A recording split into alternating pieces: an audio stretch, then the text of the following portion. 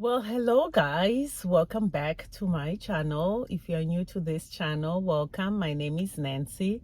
How are you all doing today? I pray all is well with you and your families. Here we are okay, but it's hot. This Texas heat doesn't play. It's 101 degrees and it's very hot. So let's dive into it, guys. Do you struggle to connect with friends? Is it easy to make friends, but you never go deeper with anyone? It's always a casual thing. If that sounds familiar, then gather here. Let's chat a little bit. You might learn one or two things from my experience. Friendship is a beautiful thing, guys. We all know that. It's a beautiful thing to see in other people or to experience it your own self.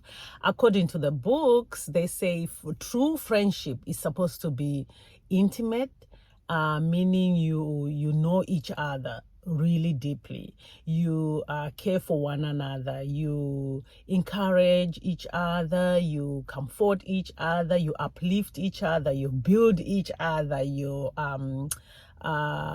even if you leave each other for 1 year or years, when you meet, it's like you never left each other. It's like you connect even more. You argue, you get back together quick. You're not jealous of one another. You celebrate one another. You are honest with one another, and you share secrets, and you're just open. Basically, you're just open to one another. So that's true friendship according to the books. There's so many definitions out there about true friendship. However, guys, coming from a childhood traumatic background experience, and be able to connect with friends at that level of friendship, deep friendship level, that can be a challenge. So for me, making friends wasn't an issue at all. I could make friends anywhere, anytime, at any given moment. I could make friends out of pity or anything. I could make friends. That wasn't an issue at all.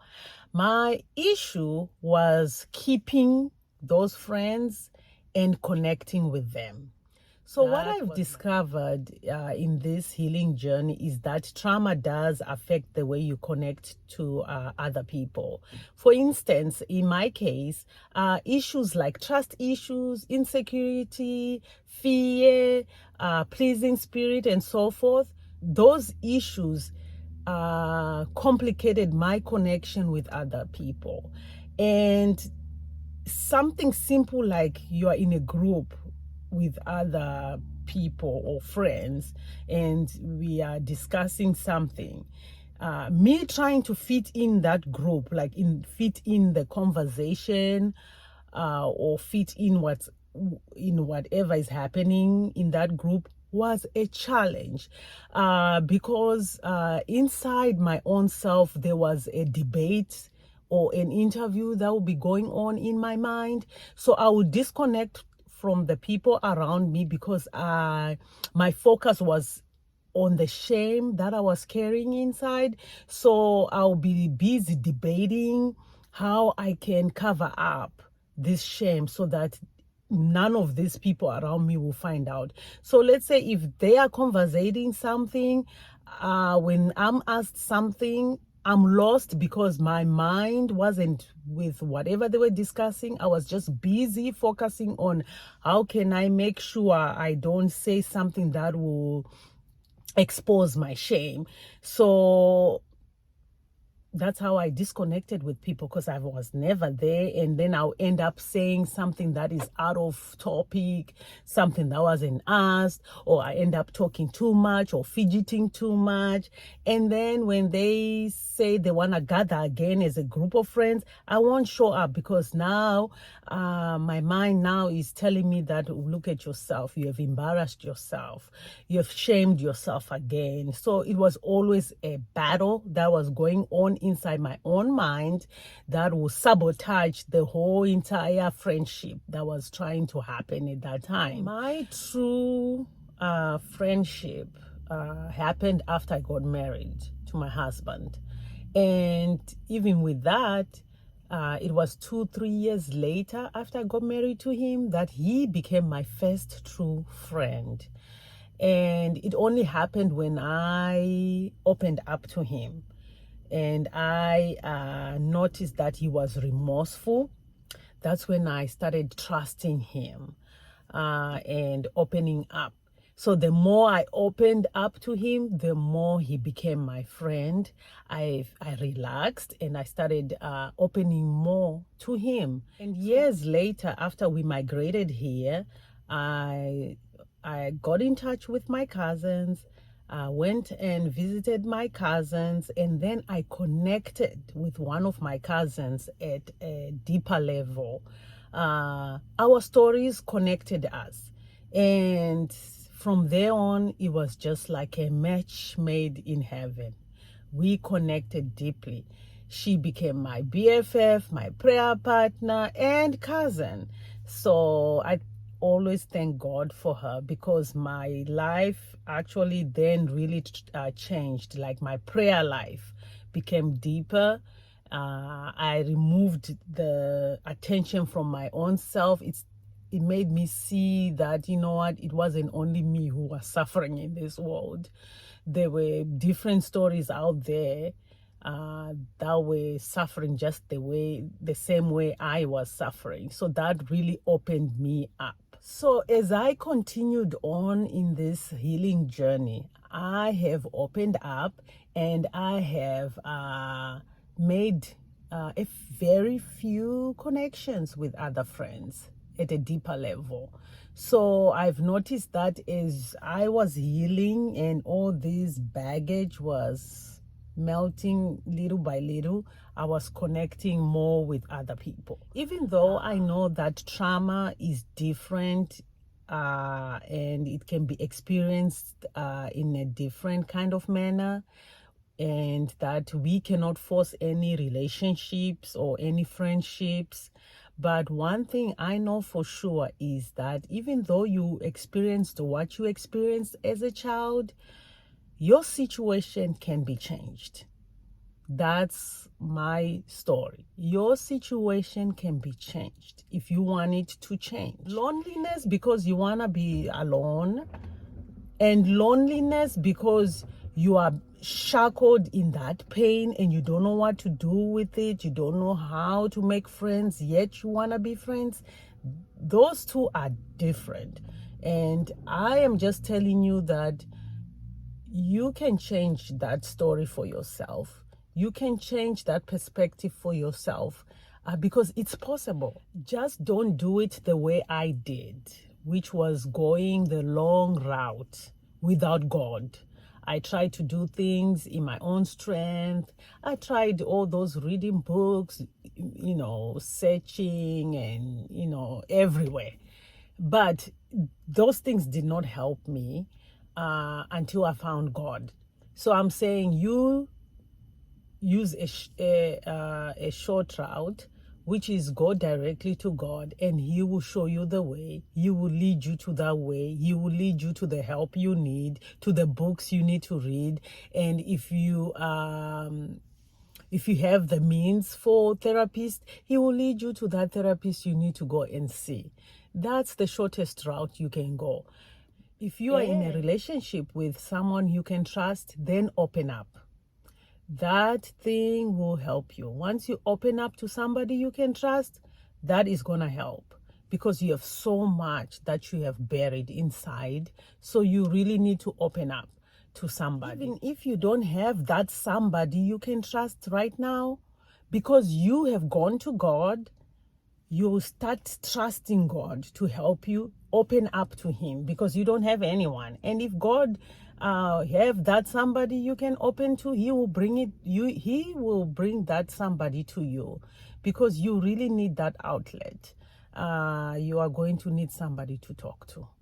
And if that somebody is not available, then God is going to be that somebody you're going to just have to talk to and air that out to. He will just find a way to help you. And if you are that somebody who easily make friends, but you don't connect deep. You always run when the friendship is getting deeper. You run. Then it's time for you to stop running and study that peak moment, that time where when you is about to get deeper, when you are now about to shift to run.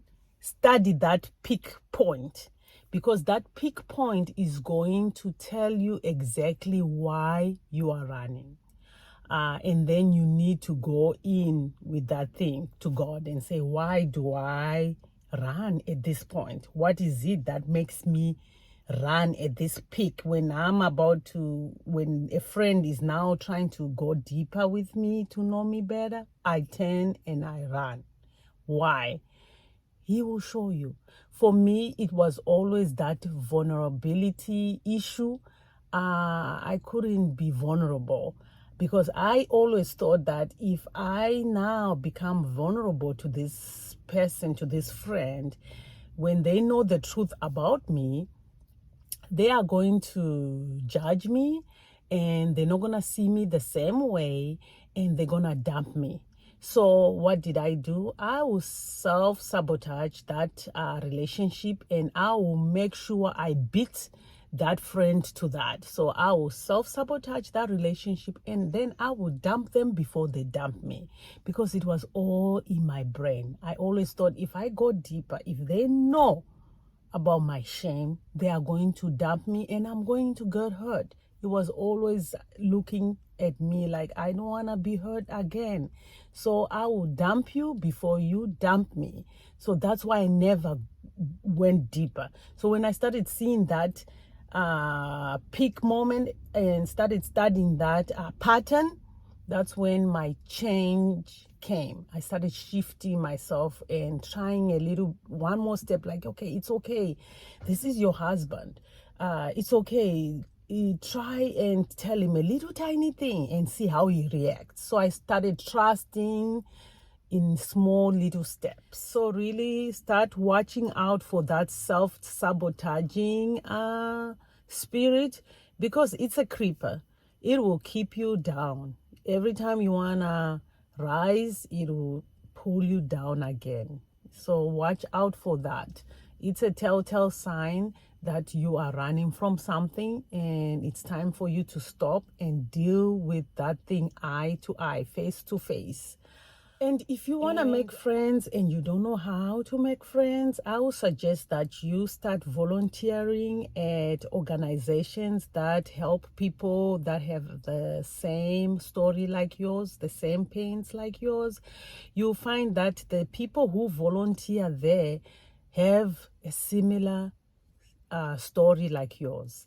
So you sharing stories, you connect with somebody. You will definitely connect with somebody. If you don't have those organizations, then try volunteering at schools, at your kids' schools, at church. That's a place where you get find a good friend, who knows. But if that's your desire, you bring it to God. He will bring that friend to you. If that friend is going to build you up, if you are going to build each other up, grow each other, encourage each other, just like it was defined to be a true friendship. If that's your desire, bring it to God and God will bring that friend to you. But you have to open up. You just have to open up, because the more you open up, it's the more you allow yourself to create room inside you and create that room for that new friend to come in, because you now learn you will now learn how to trust, how to love yourself, how to love other people, and so forth. Guys, stay on this healing journey. Heal your mind, your soul, heal that, because that's where the disconnection is. And this disconnection within yourself is the culprit that is hindering you from connecting with others. This disconnection, it makes you exaggerate a lot, because It doesn't want other people to find out about your shame. So its job is to make sure you control how other people see you. And that doesn't work. I've been there. People will see you exactly the way you feel inside.